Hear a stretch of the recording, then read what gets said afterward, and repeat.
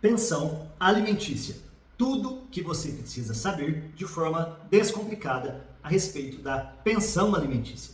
O ponto mais simples e mais comum, que todos nós sabemos, é que os pais são obrigados a pagar pensão alimentícia para os filhos quando os mesmos necessitam. Geralmente, o pagamento ele é feito de forma obrigatória até que o filho alcance a idade de 18 anos. Após esse período, é preciso que o filho comprove, através de provas e documentos, que ele ainda necessita da ajuda do pai. Geralmente para manter nos seus estudos ou até mesmo nas suas atividades diárias. Até porque, geralmente, aos 18 anos, o filho que se tornou maior de idade, ele terá condições de trabalhar e também se manter dentro das suas necessidades básicas.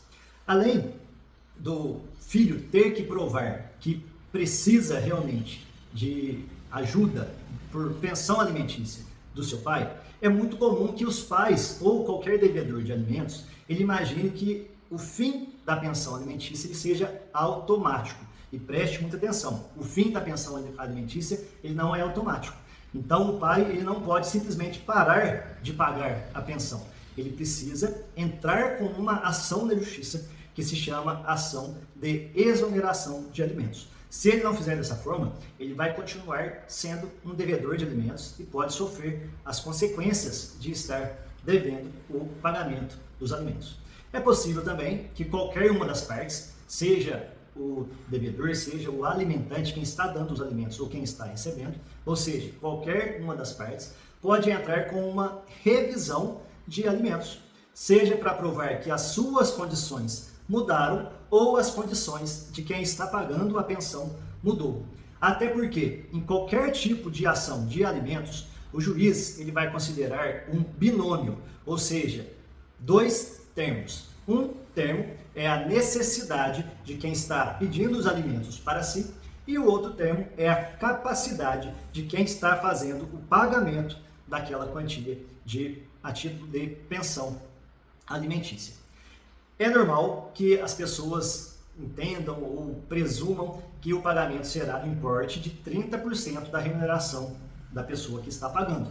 Mas esse valor ele não é absoluto, ele é apenas um importe comum que o juiz costuma aplicar. Mas é para isso que existe um processo, para provar esse binômio da necessidade e da capacidade, de forma que o alimentante talvez tenha que pagar mais do que 30% da sua remuneração, ou talvez tenha que pagar menos dos 30% da remuneração, de acordo com aquilo que for provado dentro do processo. E nos casos em que a pessoa não possui remuneração, ou não foi possível provar a remuneração do alimentante, ainda assim, os desempregados, por exemplo, ou até mesmo um morador de rua, ele pode ser processado e o juiz, sim, ele vai condenar aquela pessoa a pagar o valor de pensão alimentícia. Geralmente em torno de 30% do salário mínimo, visto que nesses casos não teria algum outro amparo, alguma base para o juiz saber qual é a remuneração. Então, mesmo se a pessoa de alguma forma conseguir provar que não tem nenhuma remuneração, o juiz determina 30% do salário mínimo. Por que isso? Porque o maior de idade, o pai, geralmente, ele tem condições de alguma forma procurar como trabalhar e prover seu próprio sustento e ainda ajudar o sustento do filho. É normal que a gente use este termo, nós temos o costume de tratar do pai e do filho. Porém, ex-cônjuges ou ex-companheiros também têm obrigação de prestar alimentos para aquele ex-companheiro que necessite e até mesmo parentes podem ser condenados a pagar uma pensão alimentícia desde que tenha essa exigência em um processo dessa categoria. É normal também que avós tenham que pagar pensão alimentícia. Dentro desses termos que nós estamos tentando descomplicar, é muito importante descomplicar dois termos muito utilizados, que são os alimentos provisórios, aqueles que o juiz vai determinar desde o começo do processo, que provavelmente ele pode até manter, ou talvez ainda que ele altere lá no final do processo na sua sentença, mas vai ser provavelmente a pensão alimentícia que já vai estar determinada lá no final e ele antecipa ali nos alimentos provisórios, de forma provisória. Mas existem também os alimentos provisionais. A lei entende que esses alimentos são aqueles básicos suficientes para manter a pessoa, para que ela tenha capacidade mínima de manter um processo que seja relacionado ao pedido de alimentos. E, por fim, e provavelmente o ponto mais importante, é a gente entender o que acontece quando uma pessoa deixa de pagar os alimentos. Se a pessoa que já teve uma determinação judicial, ou ela já assinou um acordo e foi homologado na justiça que ela pagaria a pensão, ela pode ser executada, ela pode perder seus bens, ela pode perder então, por exemplo, um carro, uma moto, uma casa, pode perder seu dinheiro em conta e talvez pode ter a pior das execuções, que é a execução por prisão. Sim, o devedor de alimentos que não pagar os alimentos, ele pode ser preso e isso, infelizmente, é muito comum.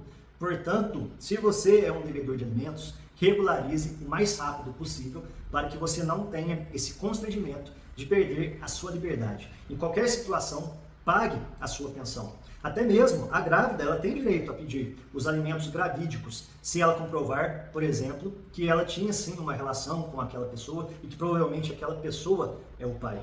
Então, em qualquer circunstância, não basta você falar assim que na sua cabeça você tem certeza que não tem que pagar ou tem certeza de que não é o pai, você tem que procurar as medidas judiciais. Porém, enquanto tiver uma ordem de pagamento, você deve primeiro pagar, primeiro cumprir aquela ordem para depois discutir na justiça.